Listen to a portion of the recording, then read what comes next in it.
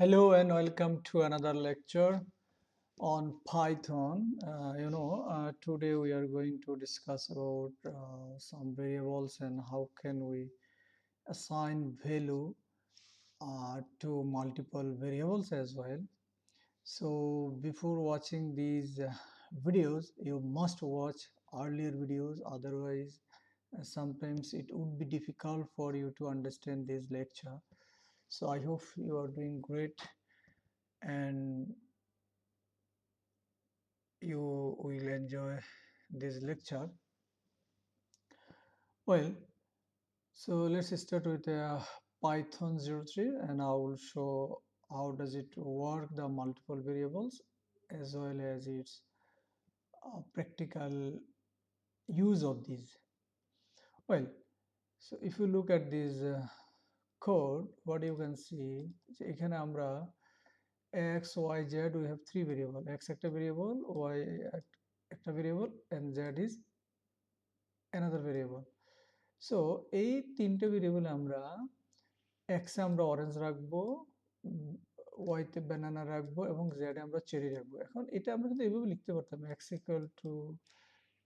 equal to orange লিখতে পারতাম আমরা, হ্যাঁ সেটাও হবে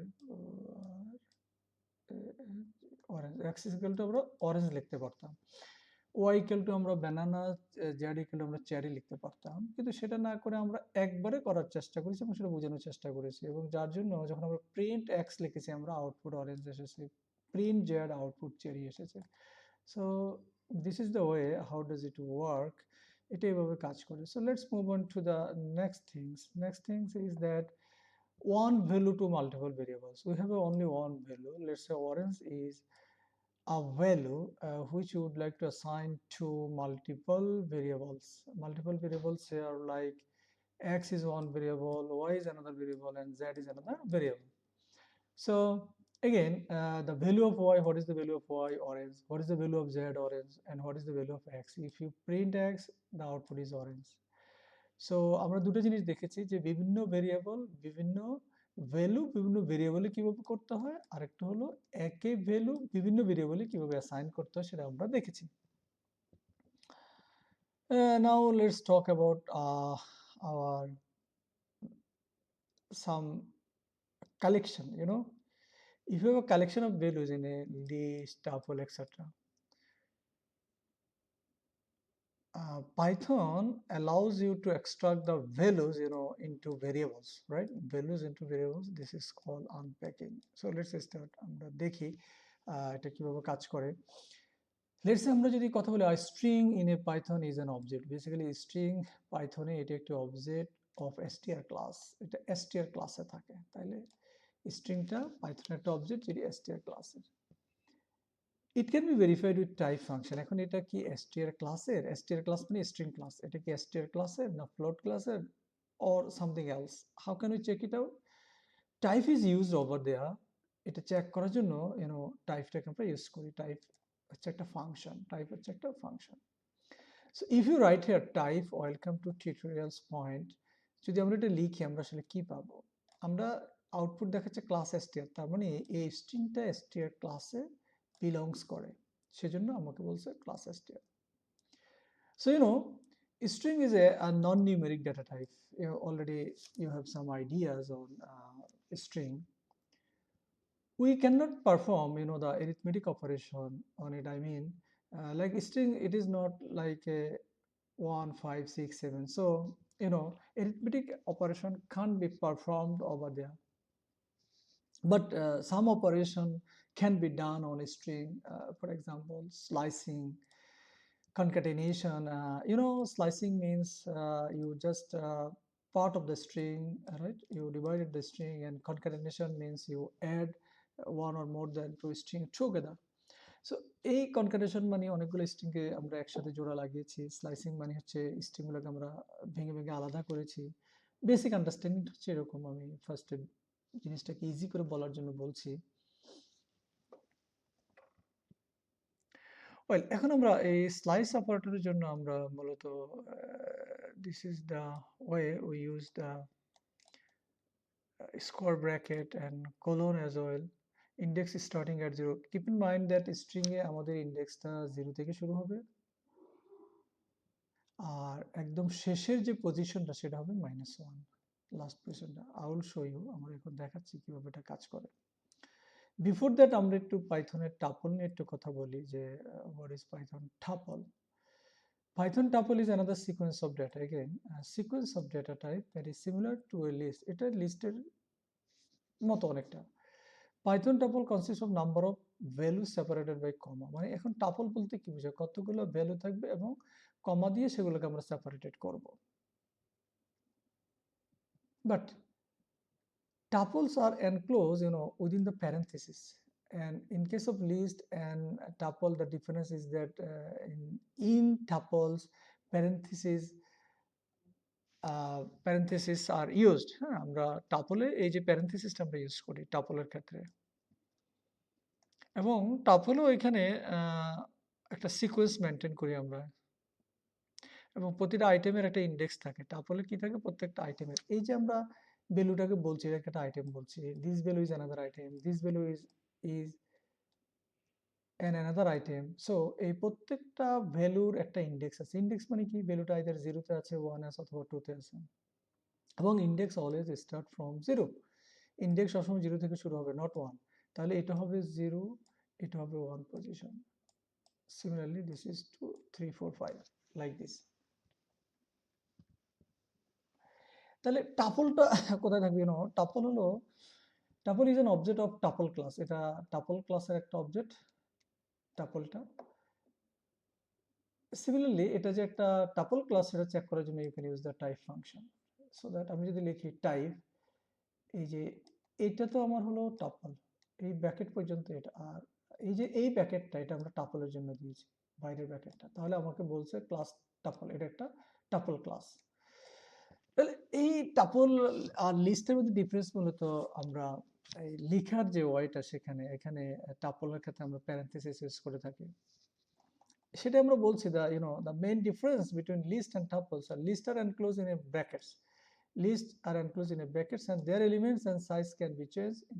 List are mutable, you can change the list. Where tuples are enclosed in a parenthesis, tuple ক্ষেত্রে parenthesis use করি, list ক্ষেত্রে আমরা bracket use করি। But one thing, tuple is read only, that means it's immutable. Immutable means you can change. Once value is written, you can change the value later on. But in case of list, value কিন্তু আমরা change করতে পারবো, কিন্তু tuple আমরা value change করতে পারবো না। Now let's talk about Python range function, এবং range function কিভাবে কাজ করে পাইথনে। range function আমরা কেন ব্যবহার করি? রেঞ্জ একটা পাইথনের বিল্ট ইন ফাংশন। আমি আগেও বলেছি, পাইথনের ইন্টারেস্টিং টুল, এখানে অনেকগুলো বিল্ট ইন ফাংশন আছে যেটা আমাদেরকে কাজগুলো খুব ইজি করে করে দেয়। আচ্ছা, এখন পাইথন রেঞ্জ ফাংশন কি করে, Returns a sequence of numbers. আমাকে কতগুলো সিকোয়েন্স অফ নাম্বার রিটার্ন করে, স্টার্টিং ফ্রম 0 থেকে শুরু করে এন্ড ইনক্রিজ টু 1। এখন সে 1 করে ইনক্রিজ করে, 2 করে করতে পারে, 3 করে করতে পারে, এটা আমরা লেখার কিছু ডিফারেন্ট কারণে, তবে ইন জেনারেল from 0 থেকে and increments to 1 until it reaches a specified number. এখন 0 থেকে শুরু করবে, এরপরে 0 পরে 1 হবে, 2 হবে, 3 হবে, but how long it will continue, it depends on আমি কখন স্টপ করতে চাই। তার মানে আমার একটা কন্ডিশন থাকবে যে ওকে 10, দেন 9, 10, দেন ইট স্টপস, এটা বন্ধ হয়ে যাবে। এখন রেঞ্জ ফাংশন ইউজুয়ালি আমরা মূলত লুপের ক্ষেত্রে ইউজ করি। লুপ কি সেটা আমরা পরের ভিডিওতে দেখাবো, জাস্ট এখন মনে রাখার জন্য যে সেই লুপটা হলো হোয়াইল লুপ, ফর লুপ, এই ধরনের মানে কোনো রিপিটেড ওয়ার্কের জন্য range is used over there. So next move on the range, and in a range we have a 3 parameter at least, যে শুরু কত থেকে হবে, আমরা 0 থেকে শুরু করলাম or 5 থেকে শুরু করলাম, whatever we can start, but by default it starts with 0, and then কখন আমরা এটাকে বন্ধ করতে চাই, 10, 9, আমি একটা কন্ডিশন দিয়ে দিলাম, কখন আমরা স্টেপ কত করে হবে, 1 করে বাড়াবো, 2 করে বাড়াবো, বাই ডিফল্ট 1 করে সে বাড়িয়ে নিয়ে যাবে। But some conditions here, let's say it is start integer number, so integer number is written here, specify string position, so the number টা হবে integer। and then integer number to starting position এবং এটা কখন stop হবে সেটাও আমাদের integer number and it's mandatory এবং step integer number এটা দিস ইজ অলসো যে কত করে সে বাড়বে নাম্বার অফ স্টেপস ইনক্রিমেন্ট কত করে বাড়বে it's optional but default by default এক করে বাড়বে এটাও বাই ডিফল্ট 0 থেকে শুরু হবে যদি আমরা বলে না দিই if you look at this example for the range for I in range 5 তার মানে আমি কি করলাম যে I this is a one loop আমরা এখনো লুপের লেসনটাতে আসিনি জাস্ট এটা একটু আইডিয়া রাখবো যদি বুঝতে পারি বুঝলাম না বুঝতে পারলে লুপের যখন আমরা লেসনটা দিব ভিডিও লেকচার দিব তখন আমরা এটা ক্লিয়ার হয়ে যাব ফর একটা loop for is a keyword so I শুরু হলো এখন আইয়ের ভ্যালু আমি শুরুতে বলে দিই নি ইন রেঞ্জ 5 তার মানে সে 5 পর্যন্ত চলবে তার 5 পর্যন্ত চলা মানে কি 4 এই যে 0 মানে কি 1 2 3 4 5 অথবা এভাবে চিন্তা করলে হয় 5 এর আগ পর্যন্ত 4 পর্যন্ত চলবে মানে 5 বার চলবে আর কি এখন আমি কিন্তু বলে দিই কত করে বাড়বে সেটা তাহলে বাই ডিফল্ট সে 1 করে বেড়েছে এই যে শুরু হয়েছে সেটাও বলে দিই 0 থেকে শুরু হয়েছে সেটা বলে দিই যেহেতু বলে দিই বাই ডিফল্ট 0 থেকে শুরু হয়েছে যেহেতু বলে দিই কত করে বাড়বে and this are the syntax keyword এটা এভাবে লিখতে হবে ফর এটা আমার হাতে এটা আই না হয়ে কে হোয়াটএভার একটা ভ্যালু হতে পারে in range this is the syntax এভাবে লিখতে হবে দেন 5 কোথায় গিয়ে শেষ হবে তাহলে সে 0 1 2 3 থেকে এখানে যদি আমি 10 লিখতাম তাহলে এখানে কিন্তু 9 পর্যন্ত চলতো এখন এটাকে আমরা একটু মডিফাই করে দেখি যে আমরা আমাদের মতো করে যদি দিতে চাই this is one of the example আমি বলে দিলাম ফর আই একটা ভেরিয়েবল আই শুরু হবে কিন্তু আই আমি বলে দিতে পারি শুরুতে যদি আমি এখানে শুরুতে লিখে দিই আই ইকুয়াল টু 2 তাহলে আই কিন্তু 2 থেকে শুরু হবে তখন কিন্তু 1 হবে না মানে আগে বলে দিব আই এর ভ্যালু 2 ভেরিয়েবলের ওয়েল এটা আমরা লিটার অন ডিটেইলস দেখব তো এখানে আমরা কি বলেছি যে 1 থেকে শুরু হবে 5 পর্যন্ত 1 থেকে শুরু হবে 5 যদি থাকে তাহলে সে কিন্তু 5 এর আগ মানে 4 পর্যন্ত চলবে এটা মনে রাখবো আমরা 6 থাকলে 5 পর্যন্ত চলবে তাহলে 1 থেকে শুরু হবে এই জন্য শুরুটা 1 2 3 4 এই জন্য হয়েছে হ্যাঁ এখন আমরা যে বলেছি যে আমরা শুরুটাও বলে দিতে চাই যে এটা 1 থেকে শুরু হবে 5 পর্যন্ত চলবে 2 করে বাড়বে কত করে বাড়বে সেটা কিন্তু আমরা পরে লিখবো এটা আমাদের কিন্তু ওই যে সিনট্যাক্সে দেওয়া ছিল যে কত করে বাড়বে আমরা syntax if you look at the syntax range start stop and step step মানে হলো কত করে বাড়বে সেটা লিখে দেব সেজন্য এখানে সে যেটা করেছে যে 1 থেকে শুরু হয়েছে 5 পর্যন্ত চলা মানে কি 4 4 পর্যন্ত যাবে তো 2 করে বাড়বে তাহলে 1 প্রিন্ট করলো তারপরে 2 ইনক্রিমেন্ট হলো তো 1 এর পরে কি 2 ইনক্রিমেন্ট হলে 2 3 তাহলে 3 প্রিন্ট করলো তারপর আবার 2 যখন ইনক্রিমেন্ট করলো তখন 4 এবং 5 হয়ে গেল যার কারণে সে লুপ থেকে বের হয়ে গেল আর চলতে পারলো না কারণ 5 পর্যন্ত যাবে না 4 পর্যন্ত থাকবে সেজন্য লুপ অটোমেটিক্যালি শেষ হয়ে গেল so this is the understanding যে লুপ কিভাবে কাজ করে মানে রেঞ্জ ফাংশনটা কিভাবে কাজ করে এবং রেঞ্জ ফাংশন দেখাতে কি আমরা লুপের কথা বলেছি মূলত লুপ আমাদের ইন্টেনশন ছিল না সো লেটস সি যে আমরা এটা আসলে আমরা যে কোডটা দেখেছি এটা কিভাবে কাজ করে ওয়েল সো এখন আমরা যদি কি আমরা বলেছি যে অনেকগুলো ভ্যালু একটা ভেরিয়েবল আমরা কিভাবে অ্যাসাইন করব আমি যদি লিখি x, y ইকুয়াল টু আমরা লিখলাম লেটস সে আপেল আপেল লিখেছি আমরা তাহলে x এর এবং y এর ভ্যালু হবে x এর ভ্যালু হবে আপেল এবং কমা দিয়ে আমরা যদি লিখি অরেঞ্জ তাহলে y এর ভ্যালু হবে কি অরেঞ্জ x এর ভ্যালু হলো আপেল y এর ভ্যালু হলো orange so I would like to run it first time it takes time কিন্তু আমরা এই ভিডিওগুলো যখন দেখবো আমরা অবশ্যই আগের ভিডিওগুলো দেখবো এবং পরের ভিডিওগুলো দেখবো কারণ অনেক সময় ওই একটা পার্টিকুলার ভিডিওতে আমরা কিছু জিনিস হয়তো ডিটেলস বলছি না সেটা নেক্সট ভিডিওতে বলছি অথবা তার প্রিভিয়াস ভিডিওতে বলছি যে কোনো লেকচার যদি আমরা না বুঝি আগে এবং পরের ভিডিওগুলো অবশ্যই দেখে নিব এখন আমরা যদি প্রিন্ট করি যে y এর ভ্যালু কত তাহলে আমরা কি পাবো আমরা অরেঞ্জ পাবো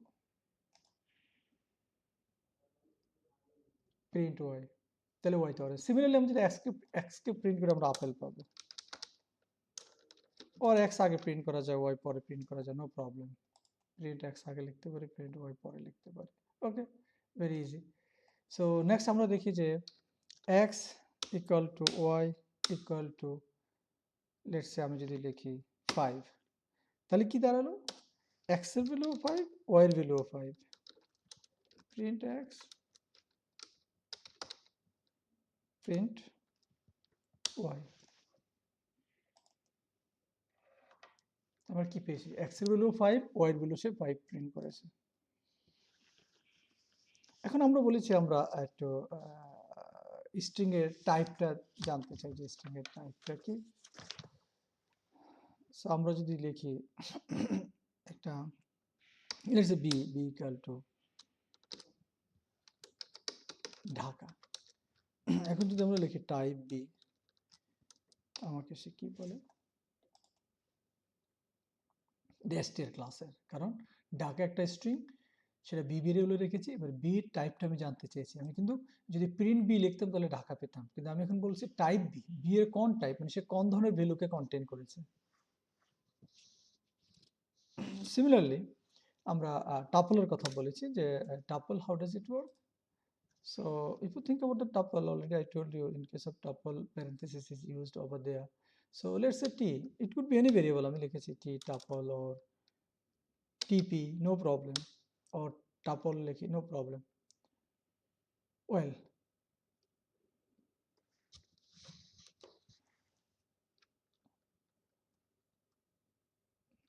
equal to,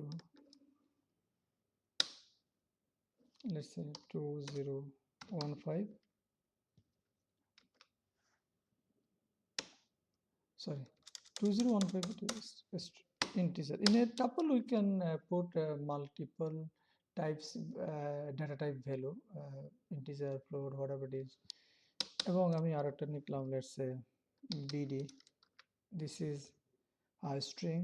Then another one I would like to write here, let's say 3.14, right? So if you write here type tp, তাহলে টাপল মানে টিপিতে যে ভ্যালুগুলো আছে সেগুলো টাপল। এটাকে ডাইরেক্টও লেখা যায় এইভাবে, এভাবেও দেখতে চাইতাম, টাইপ। এখন এই টাপলের ভ্যালুগুলো দিয়ে দিলে ডিরেক্টলিও করা যেতে পারে। এর টাইপকে আমাকে আবারও টাপল বলবে, টাপল, এর টাইপটাও tuple.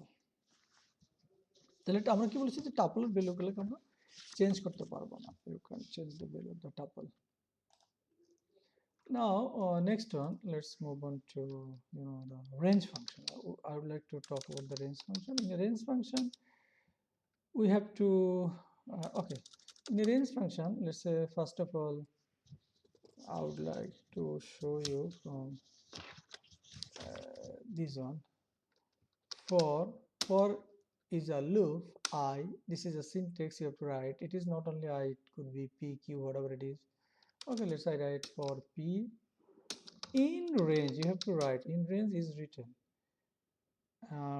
then range function is written. Then if I write here 1 comma 5, 1 comma 5, and you must put the semicolon, colon. This is syntax.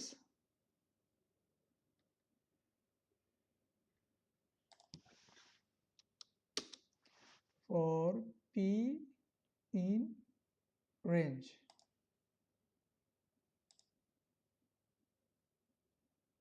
Okay, I didn't, let's say print p, print p. Now you can see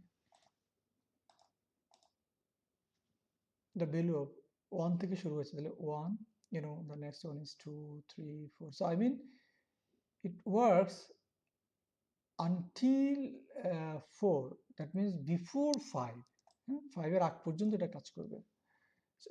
তাহলে 1 থেকে শুরু করেছি। এখন যদি এটা 1 এর জায়গায় আমি 3 দিই, তাহলে দেখো আমরা কি পাবো, অনলি 3 এবং 4 পাবো, কারণ 3 থেকে শুরু হয়েছে, 4 পর্যন্ত চলবে, রাইট? আর ভেরিয়েবল p না দিয়ে q লিখতে পারি, নো প্রবলেম। তাহলে এখানেও q হবে। এখন আমরা যদি মনে করি যে এটাকে আমরা 3 থেকে শুরু করলাম,